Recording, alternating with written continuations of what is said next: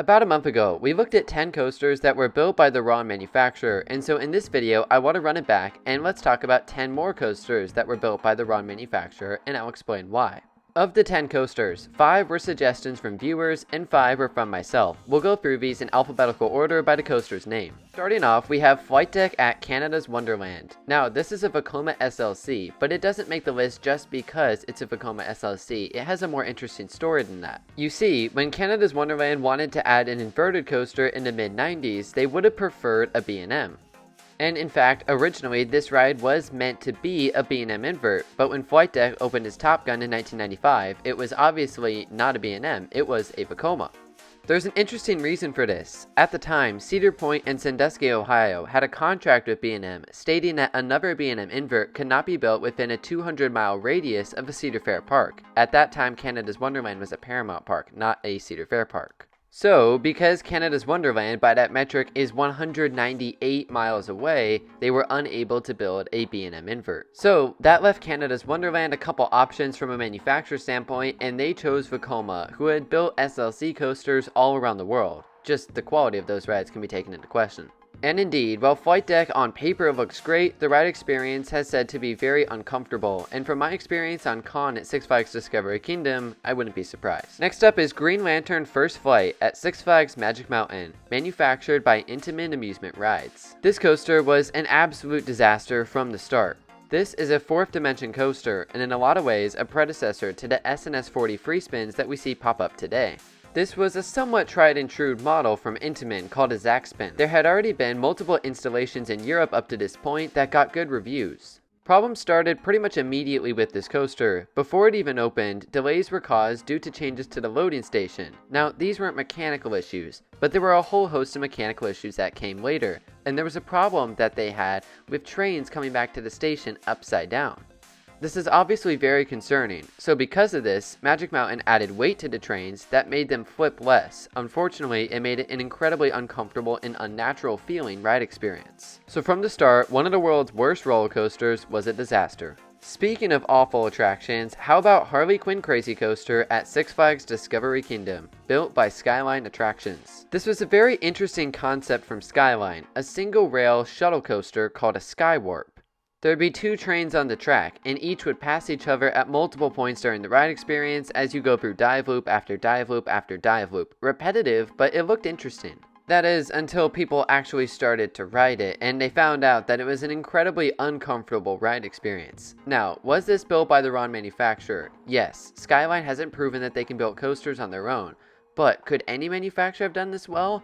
Honestly, I don't know. I don't think the idea is very good, at least that's my opinion. The main problem though is that they could never keep this ride open. It only operated for 2 years, from 2018 to 2019, and during that span it operated very infrequently. And so after just a few short years of operation, the coaster was closed and completely removed. A similar story can be said for another Skyline coaster, Tidal Twister at SeaWorld San Diego, also manufactured by Skyline. This coaster was very similar to Harley Quinn in terms of it was another single rail shuttle coaster called a Skywarp, only this was the horizontal model instead of the vertical model. This coaster once again featured 2 trains that were going simultaneously. One train would experience an inline twist while the other experienced an airtime hill and then repeat. I'm honestly not sure which ride is better on paper because I don't think that airtime hill really gave that much airtime. Maybe some hang time on that inline twist? Like Harley Quinn, this coaster had a lot of technical issues, and it only operated for a few short years, in this case 2019 to 2023, and it's now been closed. Between the uncomfortable ride experience and the overall technical problems, do you think we'll ever see another Skyline Skywarp? Let's move on now to possibly the most obvious coaster I did not include in the last episode, Hollywood Rip Ride Rockit at Universal Studios Florida. This ride is manufactured by Mauer and can be quite divisive among coaster enthusiasts. A lot of people, coaster enthusiasts and general public alike, think that this ride is just too rough.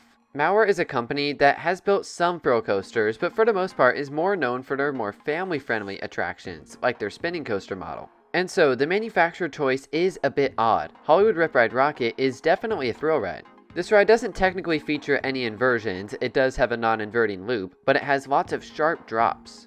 Of course though, this coaster's main claim to fame is that riders get to choose which song they listen to during the experience, which is pretty neat. Now there are those that love it just the way it is, but I think that we can all acknowledge that Mauer was probably not the best choice for this project.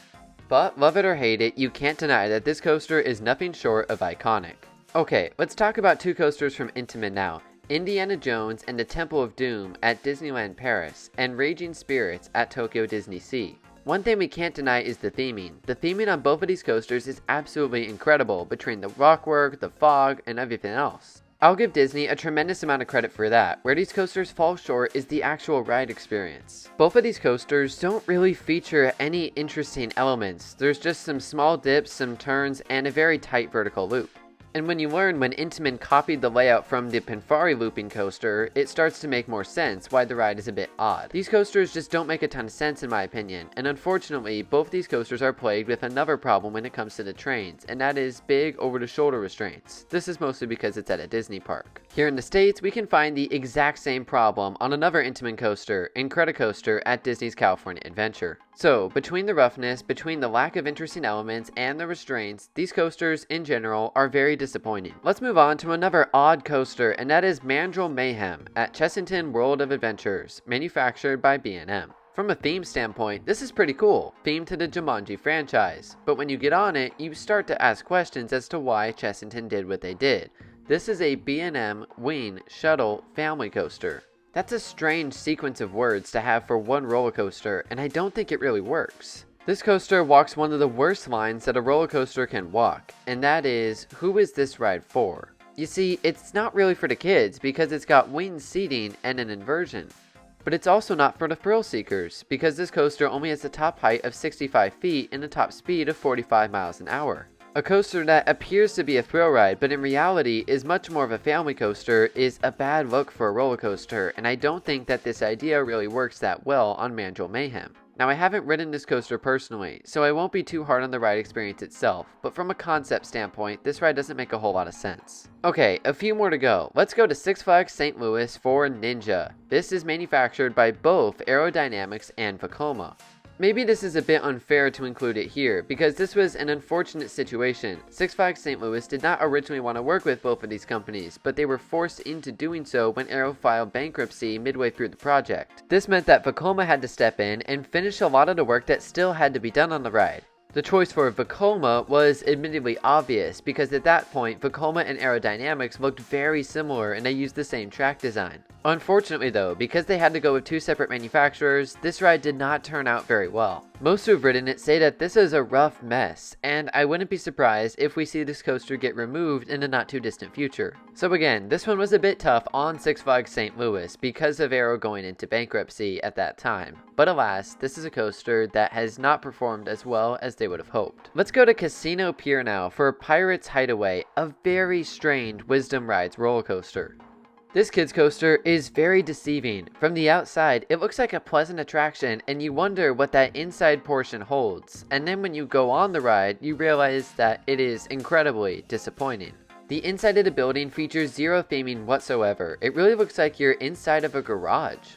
The lack of, well, anything on the inside of the building is pretty stunning. Now, is the lack of theming Wisdom Rides' fault? Well, no, not really. I definitely blame that more on Casino Pier than the manufacturer. But I do feel as if they could have gone with a better manufacturer for this roller coaster, because when you look at the POV for this coaster, it looks very jerky and uncomfortable. And from those who have ridden it, that definitely holds true. Overall, this coaster just doesn't feel very well thought out, both on the park side and the manufacturer side. There's potential to have a really good kids coaster here, but to be honest, they just failed. And now, for the most interesting coaster on the list, in my opinion, Bogende Hollander, located at Efteling.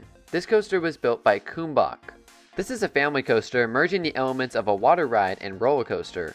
The ride's main claim to fame is not anything it does during the coaster sections, it's the theming. This is an extremely atmospheric attraction with an incredibly well detailed station and dark ride section. And while the ride itself looks pretty good, Kumbach was a very odd choice indeed. Namely, for this reason. Kumbach, the manufacturer, had never built a roller coaster, and in fact they would never build another one again. Problems started early on with this roller coaster, and before the ride even opened, the park had problems with the Lift Hill's anti-rollback system.